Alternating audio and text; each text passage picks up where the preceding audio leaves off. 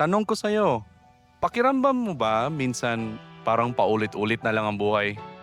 Trabaho, pagod, bayad ng bills, tapos uulit na naman bukas.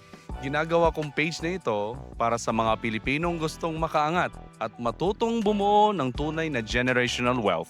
Dito, pag-uusapan natin ang real estate, financial literacy, at tamang pagtingin sa opportunities, lalo na sa mas mabilis na development ng Cagayan de Oro. Kasi minsan, ang opportunity hindi dumarating ng maingay. Kailangan mo itong maintindihan bago pa ito malaman ng karamihan.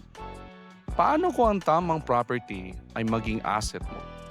Paano kung ang location ngayon ay mas mahalaga sa future? Sama-sama nating aralin ang tamang mindset at diskarte para sa mas magandang future.